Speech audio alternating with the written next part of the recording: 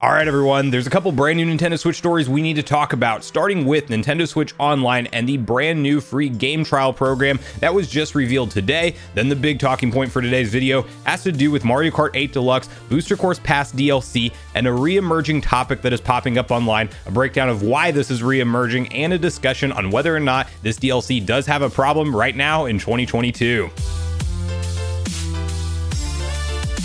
What's up, Nation? If it's your first time on the channel, make sure you join Sunbro Nation by subscribing below, hit the like button on this video if you enjoy it today, and make sure you turn on your bell notification icon so you're kept up to date with all the newest gaming news. Now, as I mentioned, guys, we got a couple different stories to unpack today, and we have to kick it off with a discussion around Nintendo Switch Online and their free game trial program, as clearly we have seen them stick to somewhat of a regular cadence with putting out free trials for existing Nintendo Switch titles, and I am all for this because if you've been around on the channel for a while, you will know that I definitely think that while Nintendo Switch Online plus expansion pack is a fantastic value, you do have to sometimes compare it to the competition with people like Sony and Microsoft. And while Microsoft is ultimately gravitating in a different direction with Game Pass, Sony is still providing that 3 titles every single month without fail that are full downloadable games that you can just keep as your part of your library for being a paying subscriber, and that becomes a pretty lucrative thing over the course of time, especially when we see quality titles added in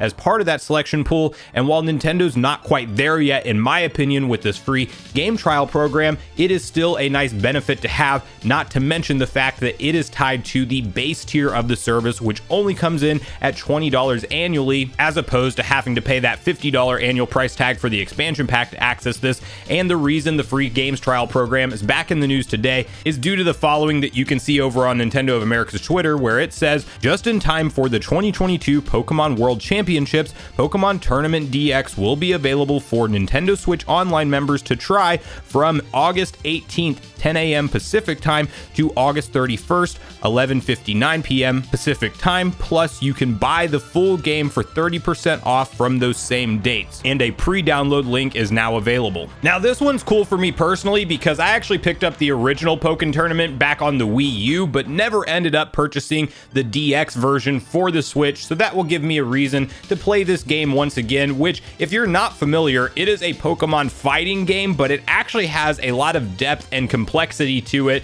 and there's definitely a competitive scene that has lived on with this title, as well as fans just hoping that one day we get a sequel to Pokken Tournament. Whether or not this is any kind of indication that that may be coming at some point in the future, I think is just a coin toss, because clearly Nintendo has done this with numerous other titles that most likely just aren't really selling super well in the modern day, and it's like, might as well add value and talk up some buzz around the game, align it with the sale for the game, so if you do decide you want to purchase the entire experience, well, all your save data and everything that you've worked towards so far just transfers over into that, and you get to save some money, so it's good news on all fronts. So kind of imagine a Smash Bros fighting style experience mixed with Street Fighter, if you will. It's a really interesting one. The camera perspective changes as you go. Unique button combinations are really the more in-depth part of it, where you can go advanced or you could just play the button mashing route and stick to the more basic side of things. But really cool selection of Pokemon. Looks great still even today in 2022. And again,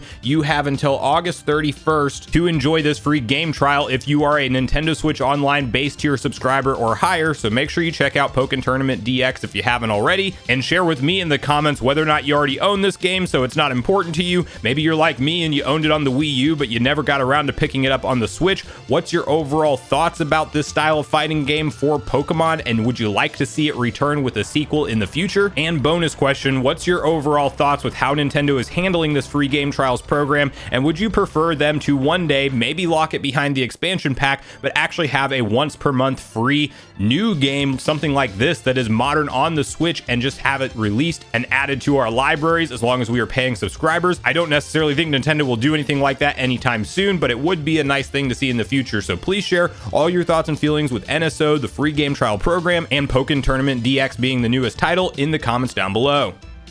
Now, the other story we're talking about today has to do with a re-emerging topic around Mario Kart 8 Deluxe Booster Course Pass DLC, because clearly this is a win on all fronts if you just look at it objectively, if you are a Mario Kart fan, because the game just quite honestly never stopped selling, and I think Nintendo absolutely would have probably had whatever the sequel to this game is ready to go and potentially on retail shelves already if this game didn't have such crazy momentum behind it, because if you combine the Wii U sales of this thing and the Switch, a lot of which I'm sure are double dipped, as I double dipped on this game and bought it on both consoles, but it is well over 50 million total and well over 40 plus million just on the Switch alone, which is an insane install user base for any kind of software that Nintendo's released period ever. So yes, this is a historic title by all accounts, and you may remember that when we got the initial announcement of Mario Kart 8 Deluxe Booster Course Pass DLC at the February Nintendo Direct this year, it was a surprise to many users, and one thing that started to pop up online shortly after the first trailer was revealed was the texture quality of the levels that were being put out, as it was quickly noticed that if you compared the new tracks to the base game Mario Kart 8 Deluxe tracks, that there were definitely some discrepancies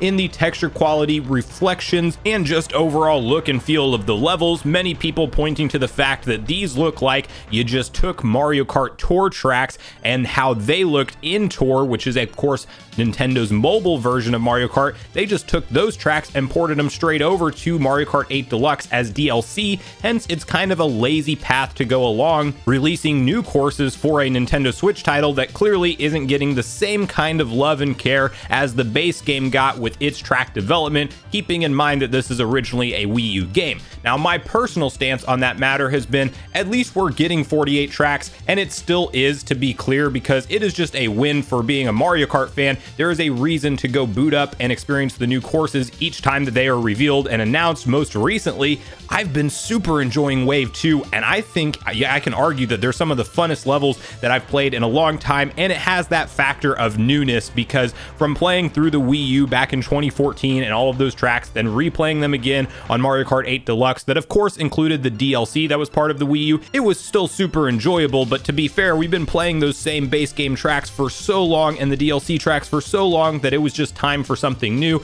and ultimately I am still positive on this front. However, the reason it is back in the news and the headlines today is because Digital Foundry actually did a comparison video that, to be quite transparent, really does highlight some of these discrepancies and just how large of a gap there is in visual quality from the original base game tracks to what we are seeing released as part of this Booster Course Pass DLC. And I will have some of the footage on screen, as well as a link to their full video in the description down below, so make sure you go check that out if you want more of a deep dive and breakdown into exactly what development tactics Nintendo used around these textures. But when you see a lot of the side-by-side comparison footage, it becomes immediately clear that yes, these are tour tracks that are ported over and slightly enhanced for the Nintendo Switch, but it absolutely does not have the level of detail and the quality of textures that you see in the base game. So that part, I will just say from watching that video objectively, even though I'm still positive on the subject overall, and I would much rather have the 48 additional tracks than not, it definitely is more of a gap than I initially realized when this talk popped up online the first time. So I figured it would actually be worth discussing it with you guys, because I kind of want to gain your perspective on it as well.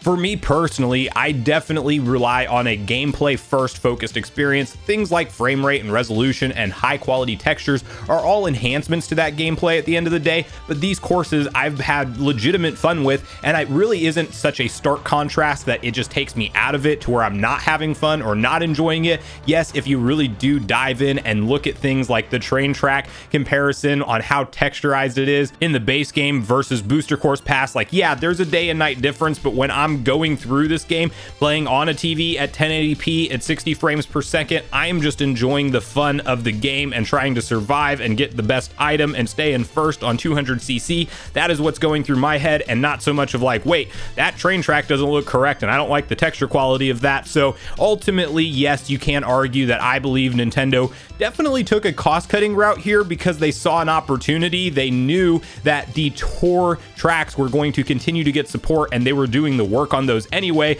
then they also saw out of the corner of their eye, well, wait a minute, Mario Kart 8 Deluxe sales are not slowing down by any stretch of the word or imagination, so let's go ahead and align our tour tracks that we already have planned to be brought over and create this booster course pass wave, and we'll throw it in as part of the expansion pack, which I will also give credit for, where you can't argue that yes, this is $25 worth of DLC. It's also double the amount of tracks that the base game originally had, and if you don't want to spend the $25 and you've already signed up to be an expansion pack subscriber for the retro console library, well, now this just comes with it. And so yeah, sure, the textures don't look quite as good as the base game, but it is still 48 new playable tracks in 2022 and 2023 by the time we get to the end of this thing, and I still personally fall in the camp of this being good news and not really a big problem for Mario Kart 8 at the end of the day. But I want to hear from you guys on both the different stories we talked about today. How are you feeling about NSO and their free games trial program, and will you be checking out Pokken Tournament DX as part of this? And then definitely share with me your thoughts all around Mario Kart 8 Deluxe Booster Course DLC Pass. Are you a fan of just quality levels being added into this thing, as there's been tons of leaks, so we definitely know at least a general idea of what tracks are coming in Wave 3, almost all of them, and then we essentially know the systems that most all the tracks are coming from, because unfortunately Nintendo left some files behind that data miners did indeed find. But do you think it ultimately just comes down to the level enjoyment and the quality of your experience, or are you more of a stickler for graphics and you do think that this is Nintendo being lazy with a game that they have made clearly tons of revenue off of at this point in time, and since there isn't a sequel to it yet, that this is a band-aid on that whole situation and really is a lazy practice that they should be called out for? So regardless of your thoughts and feelings on everything we talked about today, I do look forward to hearing from you all in the comments down below before you leave the video, as I do look forward to getting a back and forth conversation started with you all around these topics. Go watch yesterday's video next if you haven't already, where we discuss the brand new update to Nintendo Switch Online Plus expansion pack in the form of a new N64 game and a discussion of what it could tell us for the future roadmap of how we will see these announcements around all the games going forward. Also, make sure you like, subscribe, turn on your notification bell, and I will see you guys in the next video.